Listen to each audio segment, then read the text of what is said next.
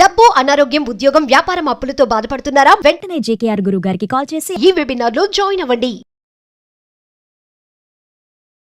మీకు మీ ప్రేక్షకులకి మొదట నా నమస్కారం. అలానే థ్యాంక్స్ ఫర్ దిస్ ఆపర్చునిటీ. మనము చాలామంది చాలా భయపెట్టేస్తున్నారు ఆన్లైన్లో వీడియోలు పెట్టేసి భారతీయుల్ని, ఇండియన్స్ని, తెలుగు వాళ్ళని ఇండియాకి పంపించేస్తున్నారు. గ్రీన్ కార్డులు అయిపోతాయి, H1Bలు క్యాన్సిల్ అయిపోతాయి, ఇవేవేవో పెడుతున్నారు. ఇవన్నీ కూడా ఒక ఎగ్జిక్యూటివ్ ఆర్డర్తో మార్చేసేవి కాదు. This are all Congress passed laws ఇవి. సో రాత్రికి రాత్రి ఓవర్ నైట్ ఏది మారదు, అన్నీ యథావిధిగానే ఉంటాయి. కానీ ఇంతకుముందు నేను కొన్ని వీడియోస్లో మీకు చెప్పాను ఏంటంటే, ఈ కొత్త ప్రెసిడెంట్, కొత్త క్యాంపెయిన్ అయిన తర్వాత వాళ్ళకి ఒక టార్గెట్ ఉంది. ఏంటి అంటే, ఈ ప్రైవేట్ జైళ్ళు ఉన్నాయి, వాటికి కాంట్రాక్ట్స్ ఇచ్చారు, వాటిని నింపాలి, జనాలను అందులో పెట్టాలి. సో ఈ రోజున డిటైన్ చేసిన వాళ్ళని కూడా మీరు చూసినట్లయితే ఓన్లీ 10% డిటైనీస్ మాత్రమే వాళ్ళ రెస్పెక్టివ్ కంట్రీస్కి కానీ వేరే కంట్రీస్కి కానీ డిపోర్ట్ చేయడం జరిగింది. 90% పీపుల్ ఈ జైళ్ళలో ఉంటున్నారు. అలాంటివి కొత్త జైలు కూడా కడుతున్నారు ఇంకా. సో వాటిని నింపడం కోసం ప్రస్తుతం వాళ్ళది ఫస్ట్ టార్గెట్. దాంట్లో ముందు హడావిడిగా కొన్ని రైట్స్ వేసేసి ఏవేవైతే స్టేట్స్ ఇక్కడ యుఎస్లో ఇల్లీగల్ ఇమ్మిగ్రెంట్స్ని బాగా ఎంప్లాయ్ చేస్తారో, ఫర్ ఎగ్జాంపుల్ ఫ్లారిడా, అక్కడ అందరూ ఎవరినైతే పట్టుకోగలిగారో పట్టేసుకున్నారు, వాళ్ళని లోపల వేసేసారు. నెక్స్ట్ మాకు హెవీగా ఈ ఇల్లీగల్ ఇమ్మిగ్రెంట్స్ మీద డిపెండ్ అయ్యే ఇండస్ట్రీస్ ఏమున్నాయో అవి ఏంటంటే, ఇటు నెవాడా కానీ, అంటే లాస్ వేగస్ ఎక్కడైతే ఉందో ఆ స్టేట్, దాని పక్కన Nebraska is the biggest meet producer for this country. అందులో 96% ఆర్ మేబీ 98% పీపుల్ ఇల్లీగల్ ఇమిగ్రెంట్సే ఉంటారు అక్కడ. కానీ ఆ స్టేట్స్లో, పర్టికులర్లీ నెబ్రాస్కాలో రిపబ్లికన్స్ చాలా స్ట్రాంగ్ హోల్డ్ అది. వాళ్ళు గెలవడం కూడా 50-60% పాయింట్స్ తోటి గెలిచారు. సో అంటే సూపర్ మెజారిటీ తోటి, విచ్ మీన్స్ దట్ ఎవరెవరైతే వాళ్ళకి ఓట్లు వేసారో వాళ్ళకి ముందే తెలుసు ఇలా జరుగుతుంది అని. కానీ ఎవరికి వాళ్ళు ఏమనుకుంటారంటే, మాకేం కాదులే, మా ఇంటి వరకు రాడేవాడు, ఆ దొంగవాడు పక్కింట్లో లూటీ చేసుకుని పోయాడు, కానీ మా ఇల్లు సేఫ్, మమ్మల్ని ఏం చేయడంట. కానీ దొంగవాడు దొంగతనాలు మొదలుపెట్టాక ఈ ఇల్లు ఆ ఇల్లు తేడా ఉండదు వాడికి. అట్లాగా ఇప్పుడు Nebraska is in deep trouble, Kentucky is another state which is in deep trouble, Nevada, Florida, Texas, ఇలా ఏవేవైతే డీప్ రెడ్ స్టేట్స్ ఉన్నాయో అవి already they are in deep trouble because వాళ్ళకి లేబర్ దొరకట్లేదు. సో వాళ్ళని ఆల్రెడీ లోపల వేసేసారు, జైలు నింపేశారు. వాళ్ళ టార్గెట్స్ వాళ్ళు ఒక జైలుకి కంప్లీట్ చేసుకున్నారు. అట్లా కొత్త జైల్స్ కడుతున్నారు, వాటికి కూడా జనాలు కావాలి.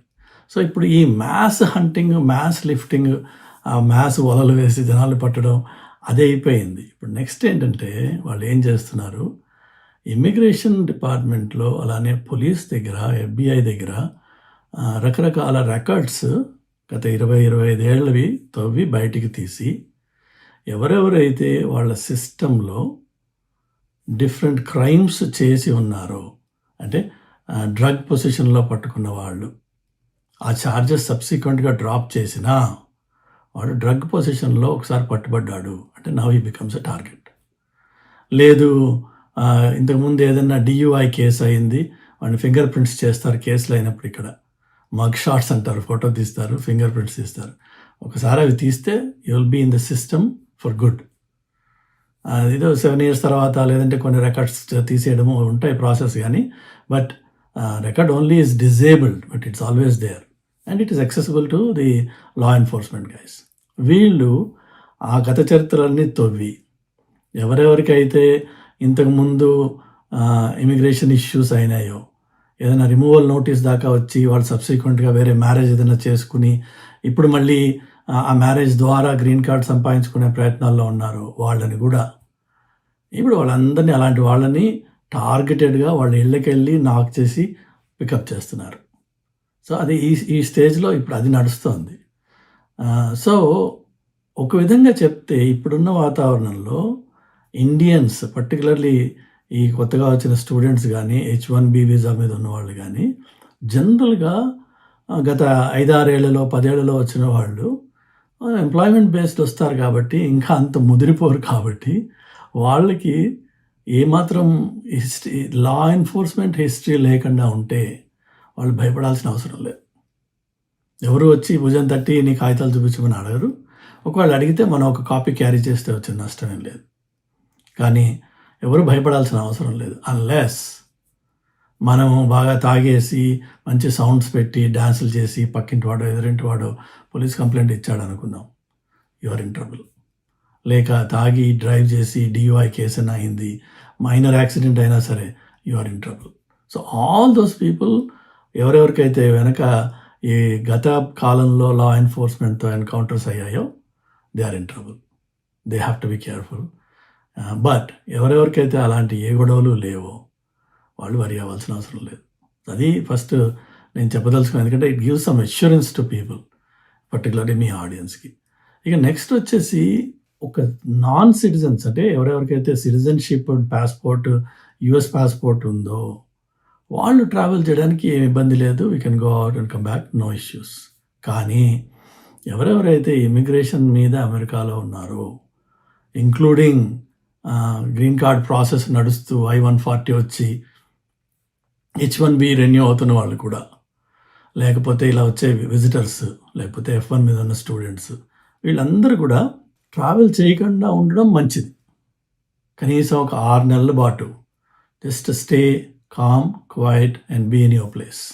మీకేం ప్రాబ్లమ్స్ రావు. ట్రావెల్ చేయొద్దు. అనవసరంగా ట్రావెల్ చేస్తే ఏమవుతుంది అంటే మీరు వెనక్కి వచ్చేటప్పుడు వాళ్ళు మిమ్మల్ని చాలా ఇబ్బంది పెట్టే అవకాశం ఉంది. ఆ ఇబ్బందుల్లో మొట్టమొదట ప్రశ్నలు అడుగుతారు, అవన్నీ ఒక ఎత్తు. రెండోది మీ ల్యాప్టాప్, మీ సెల్ ఫోన్, మీ అన్ని సోషల్ అకౌంట్స్ వాళ్ళు యాక్సెస్ అడుగుతున్నారు. అది ఇవ్వకపోతే మిమ్మల్ని అలౌ చేయరు లోపలికి. బికాజ్ ఇవ్వలేదు అంటే అందులో ఏదో సస్పిషన్ ఉందన్నమాట. ఇస్తే ఆ ఇచ్చిన దాంట్లోనే ఎక్కడైనా కమెంట్స్లో మీరు ఏదైనా anti government comments, anti government sentiments or anti government agents or influencers or పొలిటీషియన్స్ని మీరు ఫాలో చేస్తూ ఉంటే, like Facebook or Twitter or other places, అవన్నీ they can lead to some serious trouble with the port of entry. Because వాళ్ళు సమూలంగా అన్ని విధాలుగా కూడా వచ్చేవాళ్ళని వెరిఫై చేస్తున్నారు. ఏమాత్రం మీరు యాంటీ ట్రంప్ కమెంట్స్ చేస్తే immediately your entry will be rejected. Including యూరోపియన్స్కి అలా రిజెక్ట్ చేశారు వాళ్ళు ఈ రీసెంట్ టైమ్స్లో. సో అలాంటివి ఏమన్నా ఉంటే మాత్రం దయచేసి క్లీన్ చేసుకోండి and don't get in to any politically motivated and politically active unions or movements or protest or anything like that. Just stay away from them. వీలైతే కార్ అక్కడ పక్కన పార్క్ చేసి వెళ్ళిపోండి అక్కడి నుంచి. Don't stay anywhere in the neighbourhood. ఏ వీడియోలో ఎక్కడ పట్టుబడ్డా ట్రబుల్ వచ్చే అవకాశం ఉంది. అలా కాకుండా అన్ని పేపర్లు క్లీన్గా ఉన్నాయి, మీ దగ్గర మొత్తం డాక్యుమెంటేషన్ ఉంది, you're doing a clean good job and you're with a solid established top notch employer and you been here for some time, మీ దగ్గర మీ పేపర్స్ ఉన్నాయి, హాయిగా దర్జాగా వెళ్ళొచ్చు, దర్జాగా రావచ్చు, ఎవరు మిమ్మల్ని ఆపరు. బికాజ్ మీకు ఆ క్రెడిబిలిటీ ఉంది, మీ ఎంప్లాయర్తో ఉంది, మీ క్లీన్ రికార్డ్తో ఉండాలి, అలానే మీ దగ్గర డాక్యుమెంటేషన్ ఉండాలి. నో ప్రాబ్లం దాని గురించి. అడిగితే అడగచ్చు, ఆపితే ఆపచ్చు, but who cares, you just answer the question. ఆ ఆన్సర్ చేసే కేపబిలిటీ, ఆన్సర్ చేయడానికి కావాల్సిన material, preparation and be mentally prepared that if they going to ask you questions you have the answers. The same thing ఎవరైతే India నుంచి వాళ్ళ పేరెంట్స్ని పిలుస్తున్నారో వాళ్ళకు కూడా అదే అప్లై అవుతుంది. పేరెంట్స్ని ప్రిపేర్ చేయండి. అది వెర్నాక్యులర్ లాంగ్వేజ్ అయినా లేక ఇంగ్లీష్ అయినా, ఏం అడిగితే ఏం చెప్పాలి, ఎంతవరకు ఆన్సర్ ఇవ్వాలి, ఎప్పుడు మూసుకోవాలి, ఈ విషయాలు తెలియాలి. తెలిస్తే వాళ్ళు ఏమి ఇబ్బంది పెట్టరు. ఎందుకంటే ఆఫ్టర్ ఆల్ దేనో వచ్చేవాళ్ళు పేరెంట్స్. సో వాళ్ళని మనము ఇబ్బంది పెడితే వీడికి వచ్చే లాభం లేదు. వాళ్ళకి ఏంటంటే ఈ వచ్చిన పేరెంట్ మళ్ళీ వెళ్ళిపోతాడా లేదా, అదొకటే వాళ్ళకి కావాల్సింది. సో ఆ రిటర్న్ టికెట్, మిగిలిన డాక్యుమెంటేషన్ ఉండాలి.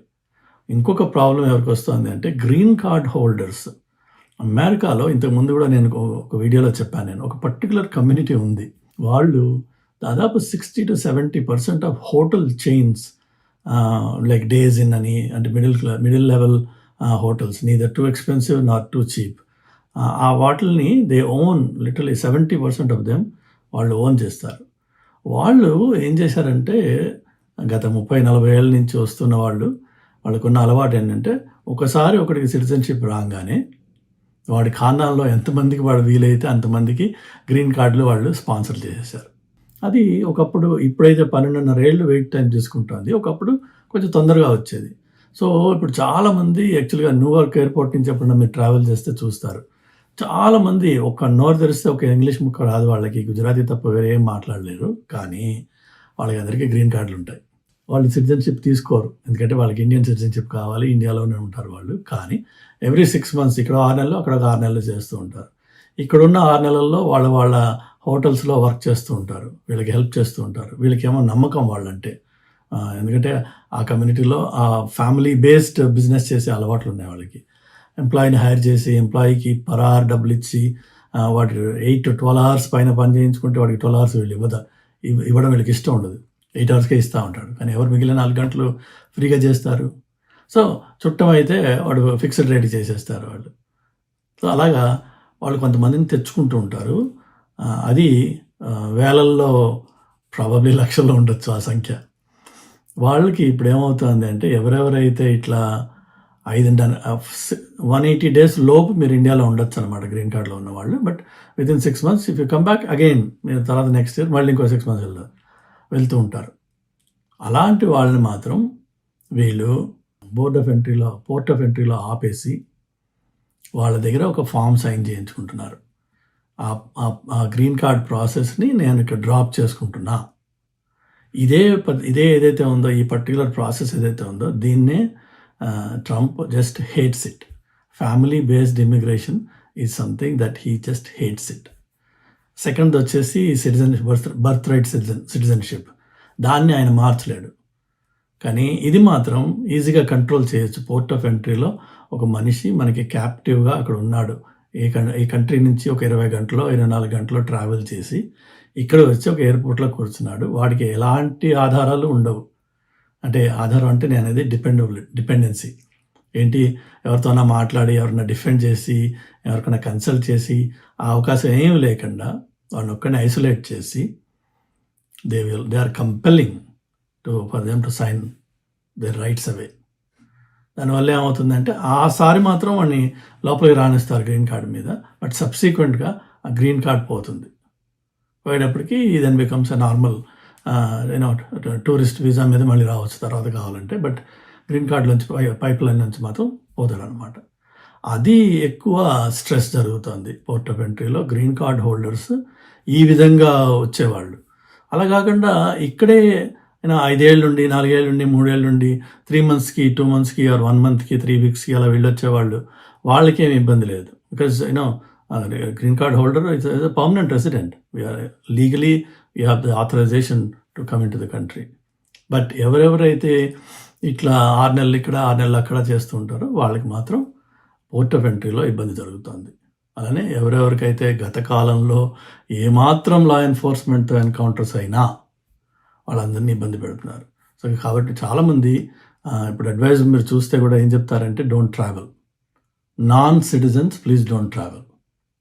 అది బ్రాడ్ బ్రష్డ్ అడ్వైజ్ అది. కానీ నేను అనేది ఏంటంటే, ఓకే నాన్ సిటిజన్ అయినా నీ దగ్గర ఒక క్రెడిబుల్ ఎంప్లాయ్మెంట్, దాని ప్రూఫ్, దాని స్పాన్సర్షిప్, దాని లెటర్, అలానే return tickets, and then you have a genuine reason ఎందుకు వెళ్ళావు.